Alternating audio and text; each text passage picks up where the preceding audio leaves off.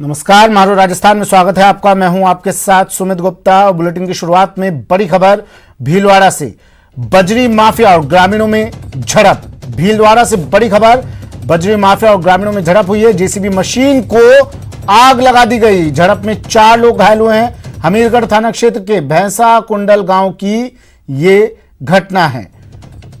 ये तस्वीरें देखिए, जेसीबी मशीन को आग लगा दी झड़प के बाद। बजरी माफिया, जब यहां पर बजरी माफिया सक्रिय था तो यहां मौजूद ग्रामीणों ने उन्हें रोकने की कोशिश की। इसके बाद दोनों के बीच झड़प हुई। जेसीबी मशीन को आग लगा दी गई। 4 लोग घायल हुए हैं। घायलों को अस्पताल में भर्ती करवाया गया। हमीरगढ़ थाना क्षेत्र के भैंसा कुंडल गांव की घटना है। बड़ी खबर भीलवाड़ा से।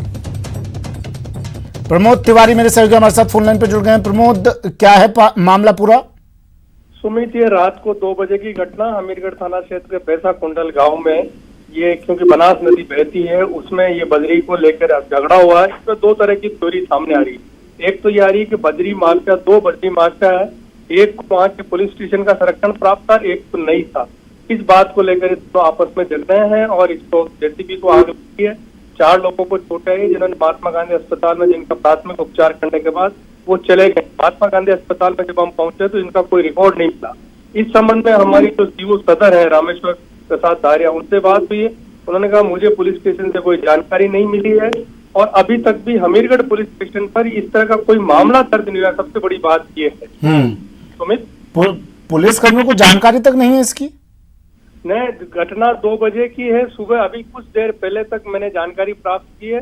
एसएचओ जो है मूलचंद, वो घटनास्थल पे नहीं गए हैं अभी तक। क्या कह रहे हैं? वक्त नहीं है उनके पास।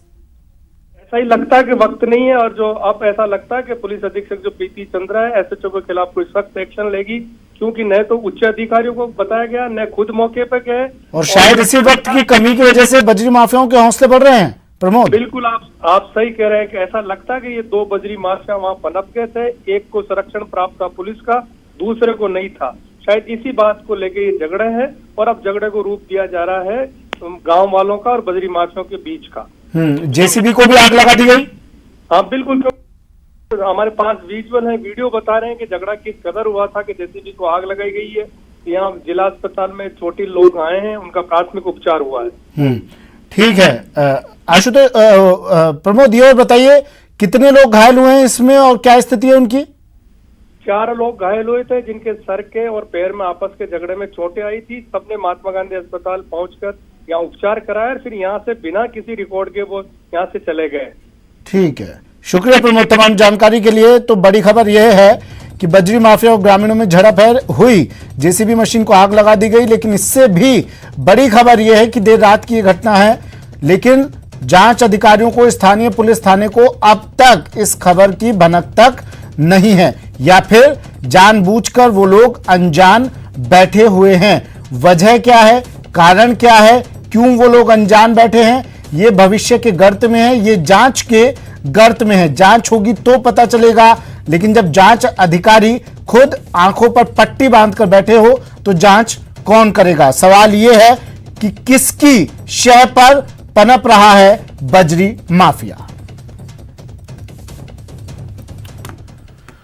और पुलिस मुख्यालय से बड़ी खबर आ रही है। कांस्टेबल भर्ती परीक्षा की तारीख तय। 6, 7 और 8 नवंबर को कांस्टेबल भर्ती परीक्षा होगी। लंबे समय से इस परीक्षा का परीक्षार्थियों को इंतजार था। कांस्टेबल भर्ती परीक्षा की तारीख तय। बड़ी खबर, 6, 7 और 8 नवंबर को यह कांस्टेबल भर्ती परीक्षा होगी।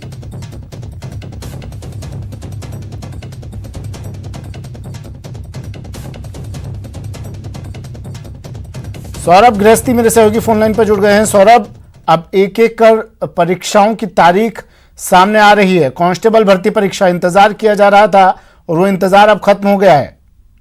जी बिल्कुल, देखिए ये परीक्षा पहले मई में होने वाली थी, लेकिन कोरोना के चलते परीक्षा जो है वो टल गई थी। लेकिन हाल में ही डीजीपी ने इसको लेकर निर्देश दिए हैं और 6, 7, 8 नवंबर जो है वो परीक्षा की तिथि जो है वो तय कर ली गई है। और मैं आपको बता दूं कि इस भर्ती परीक्षा में करीब 17 लाख युवा जो है वो शामिल जो है वो हो सकते हैं। इस संदर्भ में आज शाम को 4 बजे पुलिस मुख्यालय में बैठक भी होगी और जिसमें तय किया जाएगा कि किस प्रकार से ये परीक्षा जो है वो आयोजित की जानी है, किस प्रकार की तैयारियां करनी, उन तमाम बातों को लेकर आज बैठक में जो है वो निर्णय होने वाला है। लेकिन ये बड़ी बात है कि 6, 7, 8 नवंबर को ये परीक्षा जो है वो तय कर ली गई है और इस पे काफी जो लंबे समय से युवा जो इंतजार कर रहे थे इस परीक्षा का, वो तमाम लोग इसमें शामिल हो पाएंगे। जी, और चैलेंज कोरोना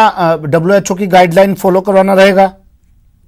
जी बिल्कुल, क्योंकि देखिए मई में ये परीक्षा होनी थी और उस टाइम पर लॉकडाउन शुरू हो गया था और कोरोना का खतरा बहुत बड़ा खतरा बना हुआ था। इस लिहाज से उस समय ये परीक्षा इसी कारण से टाली गई थी।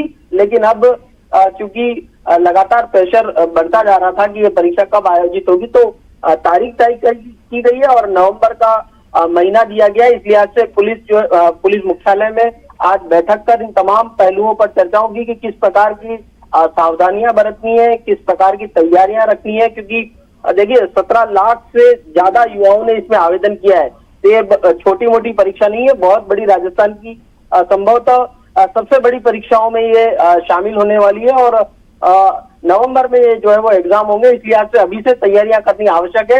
इसी के मद्देनजर आज शाम को बैठक भी होने जा रही है। लेकिन सौरभ, कांस्टेबल भर्ती परीक्षा जब हुई है तब तस्वीरें हमने देखी है, किस तरह की तस्वीरें सामने आती रही हैं। इस बार क्या खास इंतजाम रहेंगे? देखिए कोरोना का खतरा लगातार बढ़ता जा रहा है। ऐसे में नवंबर का महीना जो है वो तय किया गया परीक्षा को लेकर। चूंकि 17 लाख लोग इसमें शामिल होंगे, इसलिए आपने बिल्कुल सही कहा कि बहुत ज्यादा तैयारियां करनी पड़ेंगी। सोशल डिस्टेंसिंग का बहुत बड़ा पालन जो है वो करवाना होगा। लेकिन उन्हीं तमाम पहलुओं पर चूंकि सुरक्षा बहुत इंपॉर्टेंट है, इस लिहाज से किस लेवल पर कितने सेंटर बनाए जाने चाहिए, प्रदेश में कहाँ कहाँ सेंटर बनेंगे, हर जिले में कितने सेंटर बनाए जाएंगे, उन तमाम पहलुओं पर कोरोना के मद्देनजर तो तैयारियां जो है वो की जाएंगी। ठीक है, शुक्रिया सौरभ तमाम जानकारी के लिए। बाड़मेर तस्करों का सरहद पार कनेक्शन, सीमावर्ती इलाकों में जासूसी की जा रही है। भारतीय सीमा में पाकिस्तानी नेटवर्क आ रहा है। जासूसी गिरोह के सक्रिय होने का शक। 2010 में बॉर्डर इंटेलिजेंस की सीमा चौकियों को बंद किया गया था। अब एटीएस तस्कर और राष्ट्र विरोधी गतिविधियों पर नजर रख रही है। एटीएस ने सेरवा से आईएसआई एजेंट मुश्ताक को गिरफ्तार किया था। एटीएस की पूछताछ में कई अहम खुलासे हो सकते हैं।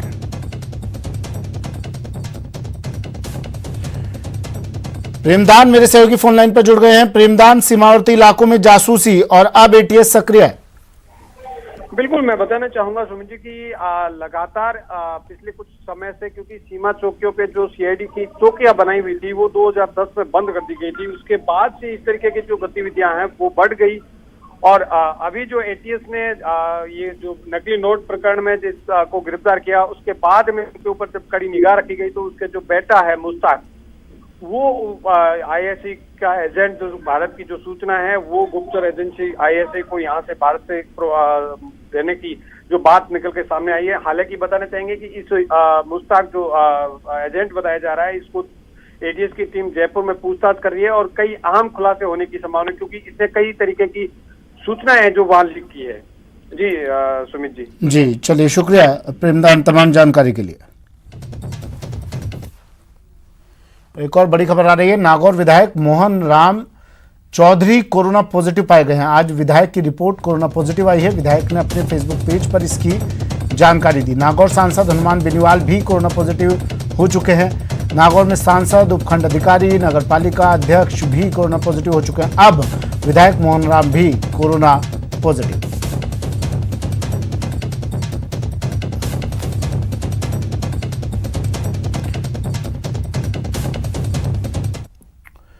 बजरी माफियाओं का आतंक थमने का नाम नहीं ले रहा है। खबर भरतपुर से है। बजरी माफियाओं ने पुलिस पर फायरिंग कर दी। पुलिस ने रूपबास थाने के उत्तू गांव के पास नाकेबंदी की थी। नाकेबंदी में बजरी माफियाओं ने पुलिस पर ही फायरिंग कर दी। चेकेरा मोड़ के पास 2 फायर पुलिस पर किए गए।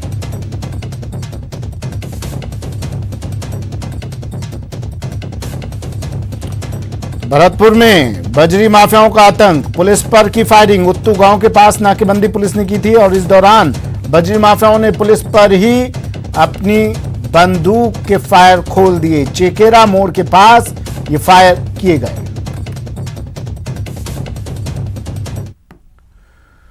कांग्रेस का रिसर्च विभाग पार्टी का आदेश नहीं मानता है। प्रदेश कांग्रेस के सभी प्रकोष्ठ विभाग भंग हो चुके हैं। इसके बावजूद रिसर्च विभाग नियुक्तियां कर रहा है। 23 अगस्त को विभाग ने झुंझुनू जिला अध्यक्ष पद पर नियुक्ति की। अगस्त में इसके अलावा भी कई नियुक्ति की गई। 14 जुलाई को ही कांग्रेस की सभी कार्यकारिणी भंग हो चुकी है। फिलहाल कांग्रेस में कोई नियुक्ति नहीं हो सकती है। इसके बावजूद कांग्रेस रिसर्च विभाग में नियुक्तियां कर रहा है। कांग्रेस के हलकों में चर्चा का अभी ये विषय बन गया है। ये नियुक्तियां कांग्रेस रिसर्च विभाग के प्रदेशाध्यक्ष ललित मेहरा का बयान आया है, रिसर्च विभाग भंग नहीं हुआ है, हम नियुक्तियां कर सकते हैं। गोवर्धन मेरे सहयोगी हमारे साथ फोन लाइन पर जुड़ चुके हैं। गोवर्धन, जब सभी कार्यकारिणी भंग हो चुकी है तो रिसर्च विभाग में नियुक्तियां कैसे? कांग्रेस के हलकों में इस तरह रिसर्च विभाग द्वारा नियुक्तियां करना चर्चा का विषय बना हुआ है और सवाल भी उठाए जा रहे हैं कि आखिर पार्टी का एक छोटा सा विभाग है, वो किस तरह से आलाकमान के आदेशों को नहीं मान रहा है और नियुक्तियां कर रहा है। इसको लेकर के कई तरह के सवाल भी कांग्रेस के जो नेता हैं वो उठा रहे हैं। 14 जुलाई को जब सारी नियुक्तियां रद्द कर दी गई, सभी प्रकोष्ठ विभाग और पूरी कार्यकारिणियां जिले से लेकर ब्लॉक और प्रदेश स्तर की भंग हो चुकी है, तो ये तय है कि अब कांग्रेस में बिना आगे जब तक कोई प्रोसेस नहीं स्टार्ट हो जाए नियुक्तियों का, तब तक कोई भी विभाग या कोई भी जिला ब्लॉक नियुक्तियां नहीं कर सकता। इसके बावजूद हमने देखा कि झुंझुनू जिलाध्यक्ष पद पर कांग्रेस का रिसर्च विभाग है, उसने नियुक्ति की है। इसके अलावा भी कई नियुक्तियां अगस्त में हुई है। इसका मतलब कि 14 जुलाई को सब भंग होने के बाद अब भी ये नियुक्तियां हो रही है। इसकी शिकायत भी कई कार्यकर्ताओं ने हाईकमान से और प्रदेशाध्यक्ष से की है। आगे इस मुद्दे पर विवाद होना भी तय माना जा रहा है। जी, लेकिन ललित मेहरा तो कह रहे हैं कि हम नियुक्तियां कर सकते हैं, रिसर्च विभाग भंग नहीं हुआ है। बिल्कुल, देखिए जो रिसर्च विभाग के प्रदेशाध्यक्ष हैं उनसे मैंने न्यूज 18 ने फोन पर बातचीत की थी। उनका यही कहना था कि उनका विभाग भंग नहीं हुआ है, लेकिन पीसीसी से और जो एआईसीसी के जो यहाँ के प्रदेश प्रभारी हैं, उन्होंने स्पष्ट रूप से कहा था कि सारे विभाग प्रकोष्ठ और कार्यकारिणियां भंग की जाती हैं। और जो जिम्मेदार पदाधिकारी हैं वो भी एआईसीसी के यही कह रहे हैं कि राजस्थान में फिलहाल केवल प्रदेशाध्यक्ष को छोड़ करके कोई भी पद पर नहीं है। तो कांग्रेस के न तो अभी रिसर्च विभाग के प्रदेशाध्यक्ष पद पर है, न कोई दूसरा इस पर पद पर है, तो नियुक्तियां करने का सवाल ही नहीं उठता। कांग्रेस के जो जिम्मेदार पदाधिकारी हैं वो ये कह रहे हैं। तो ये पूरा जो मसला है आगे आने वाले दिनों में विवाद का विषय जरूर बनेगा। ये गलती हो रही है या जानबूझकर अनजान बना जा रहा है? देखिए, इसमें शायद इसको कम्युनिकेशन गैप भी इसके पीछे बड़ा कारण माना जा रहा है, क्योंकि ललित मेहरा का ये कहना है कि उनकी नियुक्ति है वो सीधी एआईसीसी से हुई है। अब कांग्रेस में जो सिस्टम है उसमें सारी नियुक्तियां एक तरह से एआईसीसी से ही होती है। कांग्रेस में ब्लॉक अध्यक्ष से लेकर तमाम नियुक्तियों पर मंजूरी ऑल इंडिया कांग्रेस कमेटी ही देती है। तो ललित मेहरा का ये तर्क तो जो कांग्रेस के नेता है वो सही नहीं बता रहे। ठीक है, शुक्रिया गोवर्धन तमाम जानकारी के लिए।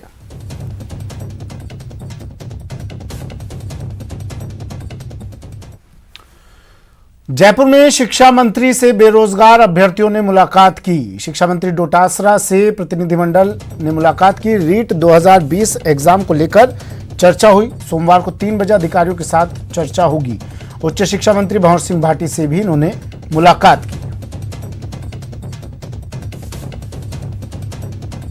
शिक्षा मंत्री गोविंद सिंह डोटासरा से प्रतिनिधिमंडल ने मुलाकात की। बेरोजगार अभ्यर्थियों की मुलाकात, रीट 2020 की विज्ञप्ति, पैटर्न, परीक्षा तिथि, स्कूल व्याख्याता, कंप्यूटर शिक्षक भर्ती की विज्ञप्ति को लेकर चर्चा हुई।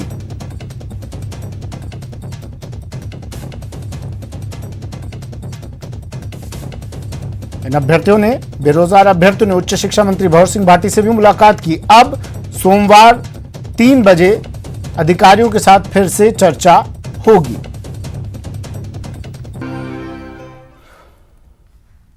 ब्रेक के बाद स्वागत है आपका और बड़ी खबर आ रही है राजसमंद से, जहां बजरी माफियाओं का आतंक, खेत के मालिक पर जानलेवा हमला बजरी माफियाओं ने कर दिया। धारदार हथियारों से खेत के मालिक पर हमला, बजरी माफियाओं द्वारा यह हमला किया गया। राजसमंद स्थित बनास, गोमती सहित अन्य नदियों में अवैध रूप से बजरी खनन करने वाले माफियाओं की दबंगई एक बार फिर सामने आई है। खेत के मालिक पर जानलेवा हमला। तरुण मेरे सहयोगी राजसमंद से फोन लाइन पर जुड़ गए हैं। तरुण, किन लोगों ने हमला किया, क्या कुछ पता चल पाया अब तक? किसी की गिरफ्तारी हुई मामले में? देखिए सुमित, राजसमंद के आसपास जो 4 प्रमुख नदियां हैं जो जिले भर में चारों ओर बहती है और उनमें पानी की कमी के चलते लगातार बजरी दोहन अवैध रूप से भी जारी है। हालांकि पुलिस प्रशासन और खनन विभाग को पूरी जानकारी होते हुए केवल इक्का दुक्का कार्रवाई करके अपना पल्ला झाड़ लेती है। इस तरह की जो ये घटना पीपली आचार्यन गांव की है, जहां बनास नदी बहती है और पिछले 1 साल के अंदर ये चौथी बड़ी घटना है, जिसमें एक बार गाड़ियों को आग लगा दी गई थी, एक बार जेसीबी को आग लगा दी गई थी, एक बार ग्रामीणों पे पथराव किया गया था और बीती रात ये घटना जो सामने आई है, ये लोग नदी के आसपास के जो खेत हैं उन पे दबाव बना के उनके खेतों में स्टॉक इकट्ठा करते हैं और मना करने पर इस तरह की वारदातों को अंजाम देते हैं। बीती रात जो ये भरत सिंह राव के साथ जो घटना हुई है, इसका भी ये कहना है, इससे हमारी फोन पे बात हो पाई है, इन्होंने ये बताया कि खेत में अवैध खनन करने के लिए जो मना किया था कि ये इससे हमारी खेत की जमीन नष्ट हो जाएगी, उस पर ये मजदूरों के साथ धारदार हथियार, तलवार, गेती फावड़े लेके आए और इसमें इस तरीके से हमला किया। उसके बाद में इस पीड़ित की घर परिवार में से किसी ने ये वीडियो बना के चलाया और हाल तक पुलिस में सबसे बड़ी बात यह, पुलिस ने अब तक इस संबंध में किसी तरह का कोई मामला दर्ज नहीं किया है, क्योंकि इस परिजनों ने इसे तुरंत उदयपुर रेफर कर दिया था और उसके बाद उदयपुर में भी इनके साथ पुलिस ने होने तब तक किसी के खिलाफ कोई मामला दर्ज नहीं हुआ। सुमित, ठीक है, शुक्रिया तरुण तमाम जानकारी के लिए। पुलिस की लापरवाही हौसले बुलंद कर रही है, बजरी माफियाओं के जगह जगह से ऐसी खबरें आ रही हैं और अब ये खबर भी देख लीजिए, राजसमंद से खबर है जहां बजरी माफियाओं ने खेत मालिक पर जानलेवा हमला कर दिया है और पुलिस अब तक शांत बैठी है, खामोश बैठी है, इस पूरे मामले से अनजान बनी बैठी है।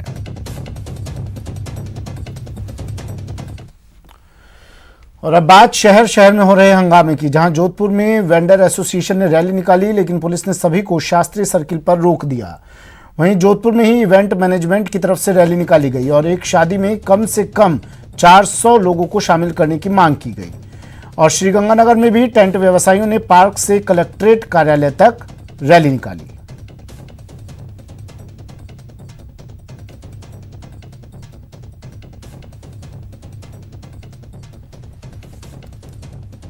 सबसे पहले बात जोधपुर की कर लेते हैं, जहां वेडिंग वेंडर एसोसिएशन की रैली में हंगामा हुआ। वेडिंग वेंडर एसोसिएशन के सैकड़ों लोग वाहन रैली निकाल रहे थे लेकिन शास्त्री सर्किल पर पुलिस ने कोविड गाइडलाइन को लेकर रैली को रोक दिया। रैली को रोकने पर वेडिंग वेंडर भड़क गए। हालात यहां तक पहुंच गए कि पुलिस ने वेंडरों को खदेड़ना पड़ा। वेंडर्स की मांग है कि अनलॉक 4 की गाइडलाइन में केंद्र ने शादी समारोह में 100 लोगों की अनुमति दी है, लेकिन राज्य सरकार ने 50 लोगों को ही शादी समारोह में हिस्सा लेने की अनुमति दी। इसी के खिलाफ वेडिंग वेंडर एसोसिएशन की ओर से आज वाहन रैली निकाली जा रही है।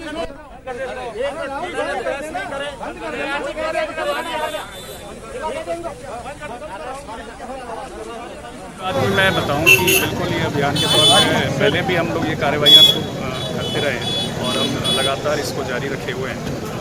उसके बावजूद लोगों में थोड़ी सी जागरूकता की कमी है और लोगों में मास्क नहीं पहनने की प्रवृत्ति है। इस कारण से हम लोग एपिडेमिक एक्ट के तहत लगातार कार्रवाई कर रहे हैं और इस अभियान के तहत हम समझाइश भी करेंगे, लोगों को आगाह भी करेंगे और कार्रवाई जहाँ भी जरूरी सख्त कार्रवाई भी करेंगे। तो 200 लोगों की शादी, 400 लोगों की शादी भी आराम से हो सकती है और उसके लिए तो बहुत बड़ा एरिया होता है। हवाईजहाज में तो फिर 200 लोग ही जा पाते हैं और उनको अलाउ किया हुआ। तो हमारे यहाँ पे शादी के लिए 400 लोगों की कम से कम परमिशन होनी चाहिए।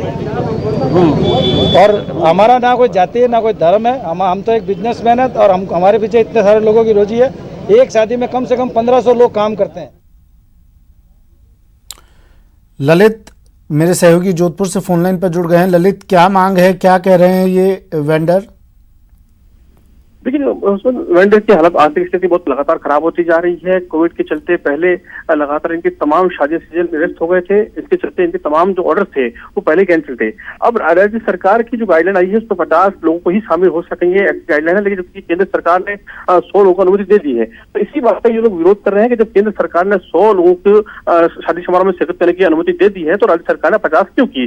पहले इनकी आर्थिक हालत खराब है, इसको लेकर ये आज रैली निकाल रहे थे, लेकिन चूंकि कोविड चल रहा है, इसकी कोविड का नियमों का हवाला देते हुए पुलिस ने रैली निकालने नहीं दिया। शास्त्री नगर सर्कल पे जम के हंगामा हुआ है और बीच में पुलिस ने इनको खदेड़ा भी है। अब क्या कह रहे हैं ये लोग? पुलिस की तरफ, पुलिस प्रशासन की तरफ से क्या कहा जा रहा है, प्रशासन की तरफ से इन्हें क्या आश्वासन मिला है और ये लोग क्या कह रहे हैं? देखिए, पुलिस का साफ तौर पर कहना है कि जोधपुर शहर में कोविड के मामले लगातार बढ़ते जा रहे हैं। सबसे ज्यादा प्रदेश में मामले कोविड के जोधपुर में हैं और ऐसे में एक साथ इकट्ठा होना, नियमों की पालना करना हर नागरिक कर्तव्य है। इसको लेकर उन्होंने रोका है, लेकिन ये लोग साफ तौर पर कह रहे हैं कि ये एक शांतिपूर्ण वाहन रैली निकाल रहे हैं, रैली निकालने दी जाए। शुक्रिया ललित तमाम जानकारी के लिए। और अब बात टेंट, फोटोग्राफर समेत इवेंट मैनेजमेंट के प्रदर्शन की, जहां इन सभी पेशे से जुड़े लोगों ने रैली निकाली। दरअसल शादी विवाह में अभी भी सिर्फ 50 लोगों के शिरकत करने की अनुमति सरकार ने दी है, जिसके खिलाफ Jodhpur tent association, photography association सहित लाइट और अन्य इवेंट में काम करने वाले एसोसिएशन ने मिलकर एक रैली निकालने की कोशिश की, जिसे पुलिस ने शास्त्री नगर चौराहे पर रोक दिया। उन्होंने सरकार से मांग की है कि एक विवाह में कम से कम 400 लोगों को शामिल करने की अनुमति दी जानी चाहिए। जोधपुर के जितने भी artist, photographers, videographers, sound, light, genset, anchors और कोरियोग्राफर, सिक्योरिटी, कैटरिंग वाले, टेंट वाले भाई, हमारे सारे जने आज हमारे साथ में यहाँ पे कारों के अंदर सोशल डिस्टेंसिंग के साथ में, मास्क के साथ, सैनिटाइजर रैली में थे, जो अपनी अपनी कार के अंदर थे और अपनी अपनी कार में हम लोग अपना जो भी कोविड-19 के जो भी क्लॉज है हम उसको मानते हुए और हम लोग सब एक साथ ये प्रदर्शन कर रहे थे कि ताकि सरकार हमारी सुने। उधर श्रीगंगानगर में शादी विवाह समारोह से संबंधित व्यवसायियों ने पार्क से कलेक्ट्रेट कार्यालय तक रैली निकाली और प्रदेश सरकार के विवाह समारोह में अधिकतम 50 लोगों के शामिल होने के आदेश का विरोध जताया। व्यवसायियों का कहना है कि सरकार के इस आदेश से जिले के विवाह समारोह से संबंधित कर्मचारी और व्यवसायी प्रभावित हो रहे हैं। प्रदर्शनकारियों की सरकार से मांग है कि विवाह समारोह में लोगों की लिमिट को समाप्त किया जाए।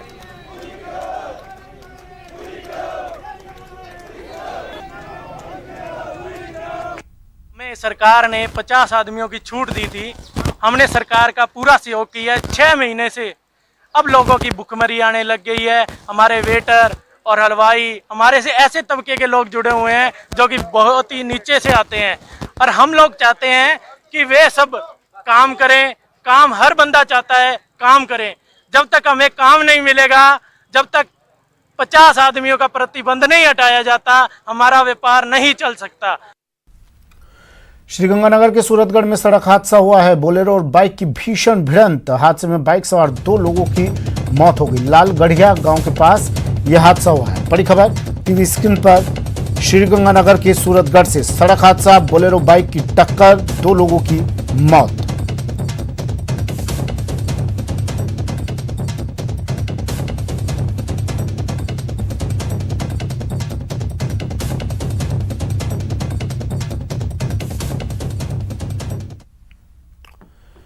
खबर जयपुर से। जयपुर में कोरोना का संक्रमण लगातार बढ़ता जा रहा है। जयपुर में कर्फ्यू का भी दायरा बढ़ता जा रहा है। विद्याधर नगर, रामगंज के चिन्हित क्षेत्रों में भी कर्फ्यू लगा दिया गया है। कोरोना के बढ़ते संक्रमण को मद्देनजर रखते हुए कर्फ्यू का दायरा और ज्यादा बढ़ाया गया है।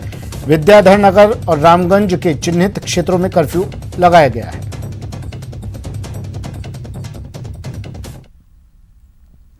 वक्त एक ब्रेक का है। ब्रेक के बाद बताएंगे कहां धक्के से चल रही है लाइफलाइन।